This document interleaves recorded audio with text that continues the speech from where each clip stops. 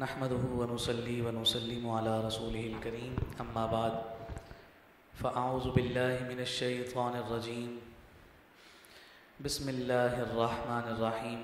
معزز اور محترم سامعین گرامی قدر، آج انشاءاللہ العزیز سورہ نحل کا آخری حصہ تلاوت کیا جائے گا، اس کے بعد سورہ اسرا اور سورہ کہف کا ابتدائی حصہ تلاوت ہوگا۔ اللہ کے فضل اور اس کی توفیق سے آج 12ویں تراویح میں ہمارے 15 پارے مکمل ہو جائیں گے انشاءاللہ عز و جل۔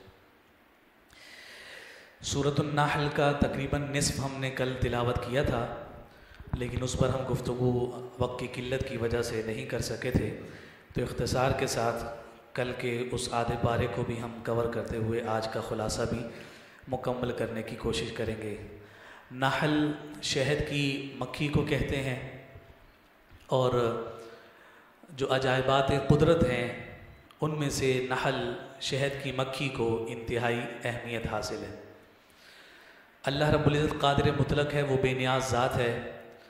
انسان کو پیدا تو اشرف المخلوقات کرتا ہے، لیکن اس اشرف المخلوقات کی ہدایت کے لیے کبھی مکڑی کو مثال بناتا ہے اور کبھی شہد کی مکھی کو، اور کبھی چونٹی نمل کو مثال بنا کر انسانیت کی ہدایت کا انتظام کرتا ہے۔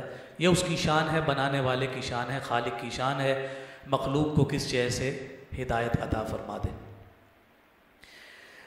شہد کی مکھی کے اس تذکرے کی وجہ سے اس سورہ کا نام سورہ نحل بیان کیا گیا، اور حکم الہی سے وہ ایسے حیرت انگیز کام سر انجام دیتی ہے کہ جس کو سمجھنے سے انسان کی عقل عاجز ہے۔ مثال کے طور پر جب وہ اپنا چھتا بناتی ہے تو اس کے چھتا بنانے کا جو عمل ہے غیر معمولی ہے۔ انہوں نے آپس میں جو ڈیوٹیز ڈسٹریبیوٹ کر رکھی ہوتی ہیں، اور اس میں وہ کس طرح سے اپنے آپ کو مستقل مزاج رکھتی ہیں، وہ ایک اپنی مثال آپ ہے۔ اور اسی طرح سے دور دراز علاقوں سے خالص رس لے کر آنے میں وہ کس قدر اہتمام کرتی ہیں، اس میں بھی انسانیت کے لیے بہت بڑی ہدایت رکھی گئی ہے۔ بیان کیا جاتا ہے کہ اس کے بنائے ہوئے چھتے میں 20 سے 30 ہزار کے قریب چھوٹے چھوٹے خانے ہوتے ہیں۔ جو ہمیں چھوٹا سا چھتا درخت پر لٹکا ہوا نظر آتا ہے، اس مختصر سی کائنات جو شہد کی مکھی کی ہے، اس کے جو چھتے ہیں، یا آپ یوں کہہ لیں جناب ان کے جو کمرے ہیں، ان کی تعداد 20 سے 30 ہزار کے قریب ہوتی ہے۔ اور ان کے وہ چھتے اور ان کے جو سوراخ ہیں، یا ان کے وہ سمجھ لیجئے کہ جو خانے بنائے جاتے ہیں، وہ مسدس ہوتے ہیں، 6 کارنر رومز۔ اور پھر ساتھ یہ بھی بیان کیا گیا کہ وہ 20,000 یا 30,000 جتنے بھی وہ مسدس حصے بنائے جاتے ہیں، بالکل ایکیوریٹ ایک ہی سائز کے ہوتے ہیں۔ یہ اللہ کی قدرت ہی ہے نا، ایک ہی سائز کے ہوتے ہیں، ایکیوریٹ ہوتے ہیں، اور 6 ہی اس کے کونے ہوتے ہیں، 5 یا 4 کا آپ کو کوئی بھی خانہ نظر نہیں آتا۔ پھر ان چھتوں میں چھتے کے جو حصے بنائے جاتے ہیں، اس کے اندر باقاعدہ گوڈاؤن موجود ہوتا ہے۔ شہد کی مکھی جب بچہ جنتی ہے تو اس کے لیے باقاعدہ میٹرنیٹی ہوم الگ سے موجود ہوتا ہے۔ فضلہ جو ایکسٹرا اسٹور روم ہوتا ہے، اس کے لیے الگ سے جگہ متعین کی جاتی ہے۔ پھر اس پورے چھتے پر حکمرانی کے لیے ایک ملکہ مقرر کی جاتی ہے، اور وہی سب کی ڈیوٹیز کو ڈسٹریبیوٹ کرتی ہے۔ اور پھر اس چھتے میں کوئی بھی بغیر اجازت داخل نہیں ہو سکتا، وہاں دربان مکھیاں ہی موجود ہوتی ہیں، اور بعض جو ہے اندر موجود انڈوں کی حفاظت کر رہی ہوتی ہیں، بعض نابالغ بچوں کی دیکھ بھال کر رہی ہوتی ہیں، اور بعض جو ہے وہ ان چھتوں کی بناؤ سنگھار اور ان کی تزئین و آرائش میں موجود رہتی ہیں۔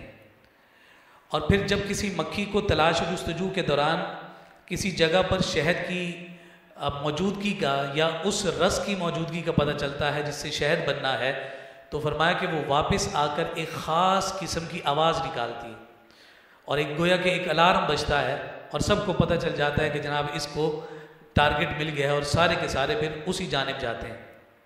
اور پھر اس کے بعد جو انتہائی اہمیت کی حامل بات ہے وہ یہ ہے کہ جب ایک مکھی کسی جگہ سے رس لے کر آ جاتی ہے تو وہاں ایک خاص نشان لگا کر آ جاتی ہے کہ اب جو مکھی آئے تو وہ یہاں خجل خراب نہ ہو، وہ کہیں اور محنت کرے، یہاں اگر محنت نہ کرے۔ اور پھر سب سے اہم بات کہ اگر کوئی مکھی رس لاتے ہوئے غلطی سے کسی غلط جگہ پر یا نجاست کی جگہ پر یا بودار جگہ پر بیٹھ گئی، اور پھر اسی حالت میں وہ اگر اس اپنی باؤنڈری میں داخل ہونے کی کوشش کرتی ہے تو جو دربان موجود ہیں وہ اسے اندر نہیں داخل ہونے دیتے۔ وہ دروازے ہوتے ہیں نا ہمارے ایئرپورٹ پر بھی، آپ اس کو دیکھ رہے ہوتے ہیں کہ جناب گزرتے ہیں، پھر وہ آپ کو واپس بھیج دیتے ہیں، تو یہاں واپس نہیں بھیجا جاتا۔ کہا کہ اگر کوئی ایسی غلطی کر آئے، سنگین غلطی، کہ اپنے اس اخلاص کے ساتھ کوئی ناپاکی لے کر آ جائے تو اس جرم میں اس مکھی کو قتل کر دیا جاتا ہے، اس کے علاوہ اس کی کوئی سزا نہیں۔ کہا ہمیں صرف مخلص بندہ چاہیے جو اس چھتے کے اندر جائے گا۔ تو یہ عجائبات قدرت میں سے ذکر کیا گیا ہے، اور یہ سورۃ النحل ساری اس کی تفصیل ہے۔ اور مکھی ہی سے عبرت کو جب بیان کیا تو قرآن کہتا ہے مکھی یہ سارے کام ہمارے حکم سے کرتی ہے۔ بات ہی ختم کر دی رب ذوالجلال نے۔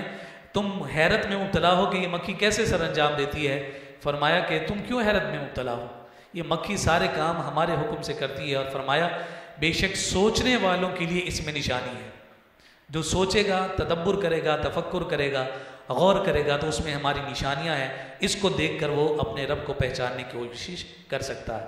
سورہ نحل کا دوسرا نام سورہ نعم بھی بیان کیا گیا ہے کیونکہ اس میں کثرت کے ساتھ اللہ رب العزت کی نعمتوں کو ذکر کیا گیا ہے۔ مثال کے طور پر اس نے زمین کو فرش بنایا، آسمان کو چھت بنایا، انسان کو نطفے سے پیدا کیا، چوپائے جانور ہمارے لیے پیدا کیے، گھوڑے، خچر اور گدھے کو پیدا کیا جس پر ہم بوجھ لاتے ہیں اور ان میں رونق اور زینت بھی رکھی ہے، بارش وہی برساتا ہے، پھر اس بارش سے کسی جگہ پر زیتون اگاتا ہے، کہیں انگور اگاتا ہے، کہیں کھجور اگاتا ہے، کہیں سے میوجات میسر آتے ہیں۔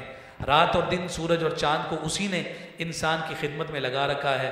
دریاؤں سے تازہ گوشت یعنی مچھلی، دریاؤں سے تازہ گوشت اور زیور سیپی وہی مہیا کرتا ہے۔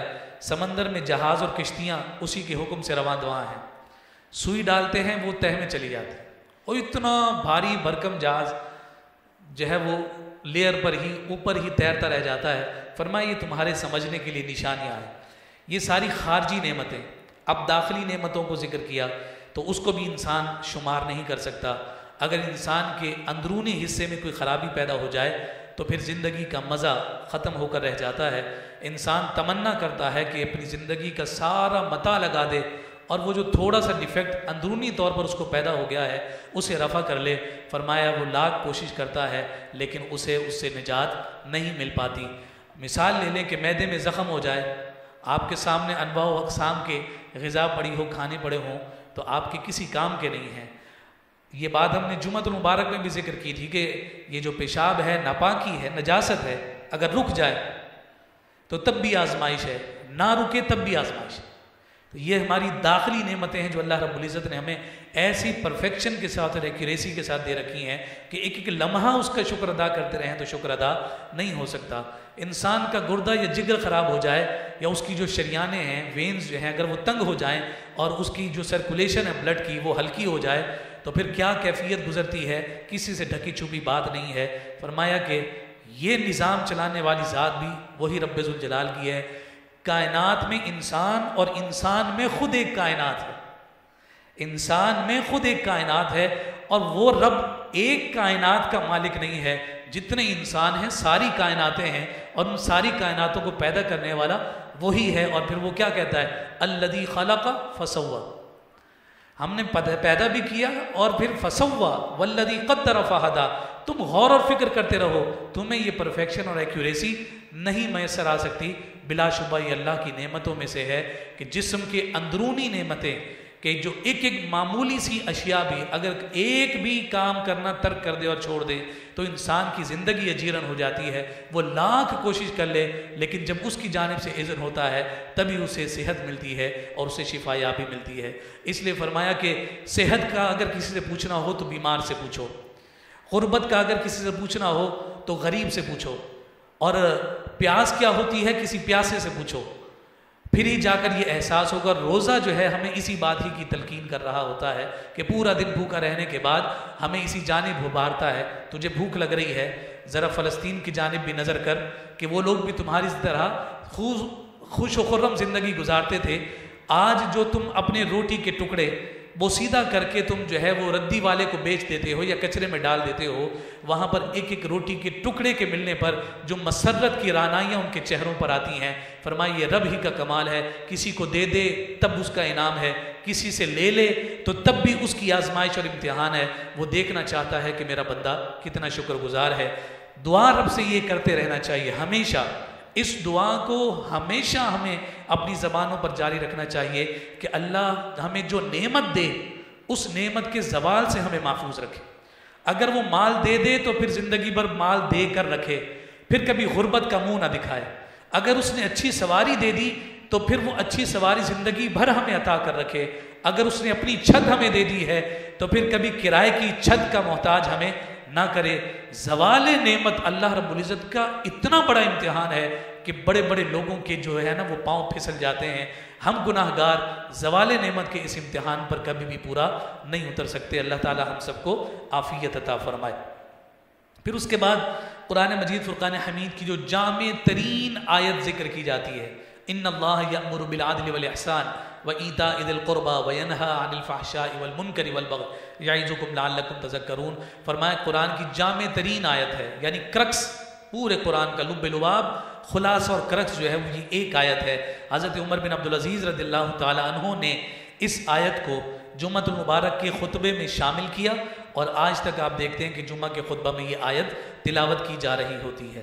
اس میں اللہ رب العزت نے 3 چیزوں کا حکم دیا ہے، 3 چیزوں سے منع کیا ہے۔ حکم کس چیز کا دیا ہے؟ عدل کا، احسان کا، یأمر بالعدل والاحسان وایتاء ذی القربى، اور قرابت داروں کو عطا کرنے کا۔ یہ 3 چیزیں دی گئیں، ینہا عن الفحشاء والمنکر والبغی، 3 چیزوں سے منع کیا ہے، فحاشی سے، منکرات سے، اور بغی حد سے زیادہ بڑھنے سے۔ اس سے مراد غرور اور تکبر لیا گیا، اس سے مراد حسد لیا گیا، اور اس سے مراد ظلم لیا گیا۔ یہاں ایک دلچسپ بات مفسرین نے ذکر کی ہے، وہ یہ کی ہے کہ عدل اور انصاف میں فرق ہے۔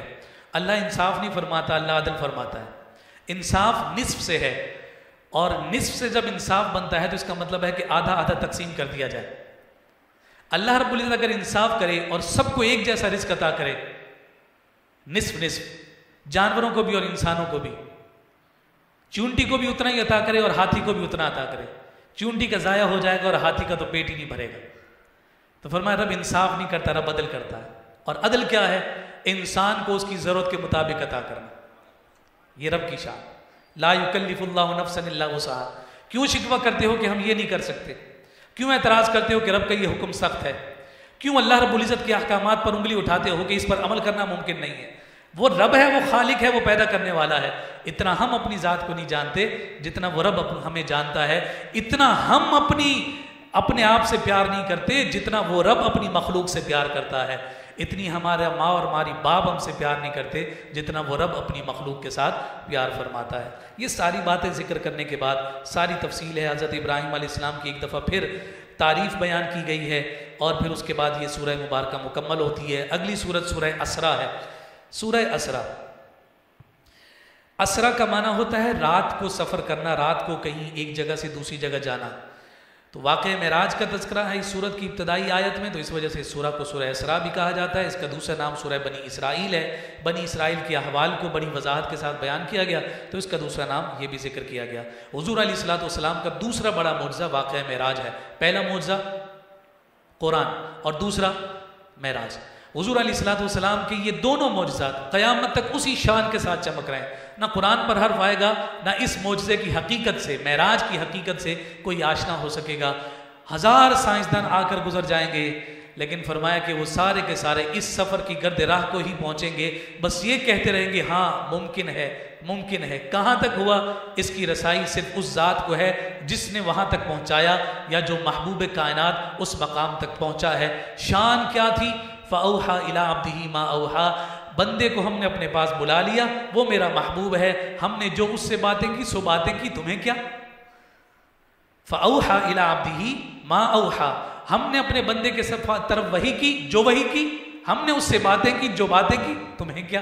بس تم اسی بات پر خوش رہو، ہم نے تمہیں اس محبوب کا امتی بنا دیا ہے جو ہمارا محبوب ہے۔ اس سے جب ملاقات کی ہمیں تمنا ہوتی ہے تو ہم اسے آسمانوں کا مہمان بنا لیا کرتے ہیں۔ یہ آقا کائنات صلی اللہ علیہ وسلم کی شان سورہ اسراء میں بیان ہوئی. تفصیل بیان کریں گے تو پھر وہ ایک وقت کا دفتر درکار ہے. بنی اسرائیل کے فتنہ و فساد کا تذکرہ ہے. جناب شعیہ علیہ السلام اللہ کے ایک نبی ہیں، ان کے ناحق قتل کو ذکر کیا گیا. جناب زکریا اور جناب یحییٰ کی شہادت کا تذکرہ ہے. یہ سارے بنی اسرائیل کے جرائم کو بیان کیا گیا ہے، اور پھر مسلمانوں کو ان پر غالب فرمایا گیا. اور پھر اس کے بعد یہود کی خاص طور پر جو سازشیں ہیں، جو ان کے جو ہے نا کرتب ہیں، یا جو ان کے معمول اور شرارتیں ہیں، ان سب کو ذکر فرمایا گیا. اور پھر اس کے بعد آگے آیت نمبر 23 سے لے کر 39 تک یہ تقریباً کوئی 13 کے قریب احکام اللہ رب العزت نے یہاں بیان فرمائے. اور بعض مفسرین کا کہنا یہ ہے کہ یہ جو 13 کے 13 احکام ہیں یہ سفر معراج سے ہی عطا کیے گئے. اختصار کے ساتھ 13 کے 13 گنوا دیتا ہوں، کسی پر تفصیل کرنے کا وقت نہیں. پہلا، اللہ کے سوا کسی کی عبادت نہیں کرنی، والدین کے ساتھ بھلائی کرتے رہنا ہے، رشتہ داروں، مسکینوں اور مسافروں کو ان کا حق دینا ہے، مال کو فضول خرچی کے ساتھ نہیں اڑانا ہے، بخل نہیں کرنا، اور نہ ہی ہاتھ کو اتنا کشادہ کر دیں کہ کل کو پچھتانا پڑے. اپنی اولاد کو مفلسی کے ڈر سے قتل نہیں کرنا. وہ رب جو تمہیں رزق دیتا ہے تمہاری اولاد کو بھی عطا کرے گا. کسی جاندار کو ناحق قتل مت کرو. یتیم کے مال میں ناجائز تصرف مت کرو. اگر کوئی وعدہ کرو تو اسے پورا کرو. ناپ تول کا موقع آ جائے تو پورا پورا ناپا تولا کرو. جس چیز کے بارے میں تمہیں تحقیق نہ ہو اس کے پیچھے نہ پڑ جایا کرو. زمین پر اکڑ کر مت چلا کرو. اور پھر آخر میں دوبارہ کہا اللہ کے سوا کسی کی عبادت مت کرو. یہ 13 احکامات ان چند آیات میں ذکر کیے گئے. مشرکین کے بارے میں ایک دفعہ پھر تذکرہ ہوا کہ وہ اخروی زندگی کا انکار کرتے ہیں اور بڑے تعجب سے کہتے ہیں کہ جب ہم مر جائیں گے، ہماری ہڈیاں بوسیدہ ہو جائیں گی، مٹی ہمیں کھائے جائے گی، تو کیا پھر ہمیں دوبارہ سے زندہ کیا جائے گا؟ تو حضور انہیں جواب دیتے تھے کہ جب تم کچھ نہیں تھے تو رب نے تمہیں پیدا کر دیا، تو وہ جو عدم سے وجود دے سکتا ہے پھر وجود سے دوبارہ وجود دینے پر بھی وہ قدرت اور طاقت رکھتا ہے. مختلف وہ مطالبات کیا کرتے تھے. کبھی کہتے تھے کہ جناب آپ ہمارے سامنے کھجور اور انگوروں کے باغات لہلہا کر دکھا دیں، ہم آپ پر ایمان لے آئیں گے. کبھی کہتے تھے کہ ہمارے اوپر آسمان کا ٹکڑا گرا دیں، ہم ایمان لے آئیں گے. کبھی کہتے تھے کہ فرشتوں کو ہمارے سامنے لے آئیں تو ہم ایمان لے آئیں گے. کبھی کہتے تھے کہ جناب یہ فلاں گھر سونے کا بنا دو تو ہم ایمان لے کر آ جائیں گے. کبھی کہتے تھے کہ آپ ہمارے سامنے آسمان پر چڑھ کر دکھائیں اور وہاں سے کوئی تحریر لے کر آئیں تو ہم آپ کو ایمان جو ہے نا حق اور سچ مان لیں گے. فرمایا یہ سارے کے سارے مطالبات وہ کرتے رہے، لیکن محبوب ہم نے آپ کو ان کے مطالبات پورا کرنے کے لیے نہیں بھیجا. آپ کا فرض منصبی ورا الورا ہے. یہ ساری تفصیل یہاں سورہ اسراء میں موجود ہے. اگلی سورت جو ہے وہ سورہ کہف ہے. ترتیبی اعتبار 18، نزولی اعتبار 69 110 آیات ہیں، 12 رکوع ہیں. کہف چونکہ غار کو کہتے ہیں، اصحاب کہف کے تذکرے کی وجہ سے اس سورہ کو سورہ کہف کہا گیا. نبی رحمت صلی اللہ علیہ وسلم نے ارشاد فرمایا جو اس سورہ کی آخری 10 آیات کو پڑھتا رہتا ہے وہ قرب قیامت میں دجال کے فتنے سے محفوظ اور مامون رہے گا. اسی طرح سے آقا کائنات صلی اللہ علیہ وسلم کے اس مبارک فرمان کو اور معمول کو ذکر کیا گیا کہ جو کوئی شخص جمعے کے دن سورہ کہف کی تلاوت کرتا ہے اللہ رب العزت 2 جمعوں کے درمیان اس کے لیے نور پیدا فرما دیتا ہے. اور پھر قرآن مجید فرقان حمید میں 5 سورتیں ایسی ہیں جو الحمدللہ سے شروع ہوتی ہیں، اور یہ سورت سورہ کہف بھی الحمدللہ سے شروع ہوتی ہے. گویا کہ سورہ فاتحہ ہم پڑھ چکے، سورہ انعام ہم پڑھ چکے، سورہ کہف آج ہم پڑھیں گے، اور اس کے بعد سورہ سبا اور سورہ فاطر 22ویں پارے میں آئے گی. یہ 5 سورتیں ہیں جو الحمدللہ سے شروع ہو رہی ہوتی ہیں. یہاں اس کا بھی تذکرہ کیا گیا. دجال کا سب سے بڑا علم بردار ہے فتنوں کا، تو اس کا تذکرہ ہے، اور اس آخری دور کے فتنوں سے اس کے تعلق کی وجہ سے اس سورہ کو اس سے حفاظت کے لیے پڑھنے کی ترغیب ذکر کی گئی. 3 قصے موجود ہیں اور 3 مثالیں اور حکایتیں بیان ہیں. ایک قصہ آج بیان ہوگا اصحاب کہف کا، اور 2 قصے جو ہیں کل بیان ہوں گے. ایک جناب موسیٰ اور خضر کی ملاقات اور دوسرا جناب ذوالقرنین. ان دونوں کا، ذوالقرنین نے جو یاجوج ماجوج کو بند کیا تھا اس کی تفصیل، یہ 2 واقعات کل بیان ہوں گے. اصحاب کہف کا تذکرہ آج ہوگا. دقیانوس نامی بادشاہ تھا اور جو توحید کو چھوڑ بیٹھا تھا اور ہر ایک کو کہتا تھا کہ فلاں کی عبادت کرو، فلاں کی عبادت. یہ چند نوجوان تھے، اپنے ایمان کو بچانے کے لیے پہاڑوں کی جانب نکل گئے اور اس کہف، اس غار میں جا کر انہوں نے پناہ لے لی. ان کے ساتھ ان کا کتا بھی تھا. کتے کا تذکرہ بھی قرآن نے کیا ہے. وَكَلْبُهُمْ بَاسِطٌ ذِرَاعَيْهِ بِالْوَصِيدِ. نیکوں کے ساتھ چلنے والے صرف کتے کا ہم تذکرہ نہیں کریں گے، بلکہ جس انداز میں وہ بیٹھتا ہے اس کے بیٹھنے کا بھی ہم تذکرہ کریں گے۔ وہ آسن مارے اپنے پاؤں کھول کر ان کی حفاظت کے لیے بیٹھ جاتا ہے، کلبہم باسط ذراعیہ بالوسیط، اس کا تذکرہ یہاں موجود ہوا۔ وَتَرَى الشَّمْسَ إِذَا طَلَعَت تَزَاوَرُ عَنْ كَهْفِهِمْ ذَاتَ الْيَمِينِ وَإِذَا غَرَبَت تَقْرِضُهُمْ ذَاتَ الشِّمَالِ، مشرق کی جانب سے جب سورج نکلتا تھا ڈائریکٹ روشنی نہ پڑے ان نوجوانوں پر، اس لیے تھوڑا سا غار کے دہانے سے سورج دائیں ہو جاتا تھا، جب واپس غروب ہونے لگتا تو بائیں جانب ہو جاتا، یعنی ڈائریکٹ روشنی نہ پڑے، وہ اپنی نیند میں پرسکون سوتے رہیں۔ ہم نے ایک واقعہ پہلے سپارے میں ذکر کیا تھا کہ جب بھتیجے نے اپنے چچا کو مال کی وجہ سے قتل کیا تھا تو جناب موسیٰ نے فیصلہ کروانے کے لیے جانور کو ذبح کر کے گوشت لگانے کا حکم دیا تھا۔ وہ اس قاتل کی نشاندہی کے لیے تو تھا ہی، لیکن ساتھ ساتھ اس حکیم نے دو اور چیزوں کو بھی حل فرمایا تھا، بعث بعد الموت کے عقیدے کو بھی ذکر کیا۔ یہاں پر بھی یہی معاملہ آیا، کم و بیش 300 سال گزرنے کے بعد جب یہ دوبارہ اٹھے اور ان کو بھوک نے جو ہے وہ ستایا، تو وہ 300 سال پرانے درہم اور دنانیر جو بھی کرنسی تھی وہ لے کر جب بازار گئے ہیں تو لوگوں نے پکڑ لیا یہ لوگ، ان لوگوں کو کہیں سے کوئی خزانہ مل گیا ہے۔ اور جب وہ اسے بادشاہ کے پاس لے کر گئے تو بادشاہ نے ساری رویدات پوچھی تو اس نے تفصیل ذکر کی، تو اس نے کہا اللہ تیرا شکر ہے، یہ لوگ جو ہے مرنے کے بعد دوبارہ زندہ کرنے کے عقیدے سے منحرف ہو رہے ہیں، آؤ یہ ساری داستان ان لوگوں کو سناتے ہیں جو رب ذوالجلال اتنا عرصہ سلانے کے بعد دوبارہ زندہ کر سکتا ہے، وہ لوگوں کو قبروں سے بھی دوبارہ زندہ کرنے پر قدرت رکھتا ہے۔ وہ موحد بادشاہ اللہ کے بارگاہ میں سجدہ ریز ہو گیا، مولا اصحاب کہف کو تو نے میری امت کی ہدایت کے انتظام اور اہتمام کے لیے جو ہے قائم فرما دیا۔ وہ دو واقعات کا تذکرہ تو بعد میں ہوگا، لیکن جو 3 مثالیں ہیں بالکل اختصار کے ساتھ اشارتاً آپ اسے سماعت کر لیں۔ پہلا، 2 ثمربار اور قیمتی باغوں کے مالک کا تذکرہ ہے جو اس فقر اور اس غرور میں مبتلا ہو گیا تھا، کوئی بات نہیں اگر عذاب آ بھی جائے گا تو میرا مال مجھے بچا لے گا۔ وہ رات کو سویا ہے اور جب اٹھا ہے تو صبح اس کے سارے باغات جو ہیں وہ لہلہانے کی بجائے وہ راکھ ہو چکے تھے۔ فرمایا کہ اسے اس کے غرور اور اس کے تکبر کا نتیجہ میسر آ گیا ہے۔ دنیا کی زندگی کو مثال ذکر بیان کرتے ہوئے کہا گیا کہ تمہاری دنیا کی زندگی کی مثال یوں ہی ہے کہ جیسے زمین کی رویدگی کا معاملہ ہے، آسمان سے ہم پانی برساتے ہیں اور پھر تم زمین کو کریدتے ہو، زمین کو کچا کرتے ہو، اتنی نرم ہو جاتی ہے کہ پاؤں رکھتے ہو تو وہ دھس جاتی ہے، پھر اتنا پانی ڈالتے ہو اتنا پانی ڈالتے ہو کہ اب وہ زمین سخت ہو جاتی ہے۔ پھر اللہ رب العزت نرم زمین میں سے اناج نہیں اگاتا، جب سخت ہو جاتی ہے تو زمین کا سینہ چیر کر وہ معمولی سا ننھا سا کومپل اور پودا باہر نکل کر بتاتا ہے میں تمہارے لیے رزق کا انتظام اور اہتمام بن کر تمہارے درمیان آ رہا ہوں۔ فرمایا یہ فصل لہلانے والی ذات رب ذوالجلال کی ہے۔ فرمایا تمہاری مثال بھی ایسے ہی ہے کہ ہم تمہیں کبھی دل کی نرمی دیتے ہیں، کبھی دل کی سختی دیتے ہیں، نرمی دیتے ہیں اور فائدہ اٹھا لیتے ہو تو ہمیشہ لہلہاتے رہتے ہو، اور اگر سختی آ جائے تو فرمایا کہ اسی طرح ہے کہ ایک ہوا کا چونکا اس ساری فصل کو اڑا کر لے جاتا ہے۔ یہ دوسری مثال ذکر کرنے کے بعد تیسری مثال تکبر اور غرور کی ایک اور بیان کی گئی جو جناب آدم علیہ السلام کے ساتھ ابلیس کے قصے کو بیان کیا گیا ہے، اور فرمایا کہ ابلیس کو ایک ہی چیز نے روکا تھا اور وہ اس کا غرور اور فخر تھا کہ میں اس سے بہتر ہوں، میں اس سے بہتر ہوں، انا خیر من۔ فرمایا اس کا یہی نعرہ اسے لے گیا اور رہتی دنیا تک کے لیے وہ ملعون ہو گیا۔ فرمایا غرور اور تکبر رب کو پسند نہیں، بڑائی، بزرگی، عظمت اور شان اسی ایک ذات کی ہے، رب ذوالجلال کی۔ پھر اس کے بعد بڑائی اس کی ہے جو اس رب کے سامنے جھکتا ہے، اس کی شان ہے بس۔ کوئی اپنے سامنے کسی کو جھکانے کی کوشش کرے، فرمایا اس کی کوئی بڑائی نہیں، بڑائی اسی کی ہے کہ جو رب کی بارگاہ میں زیادہ عاجز ہے، جو جتنا عاجز ہو جاتا ہے رب اسے اتنی ہی زیادہ بڑائی عطا فرما دیتا ہے۔ اللہ تعالی عمل کی توفیق عطا فرما۔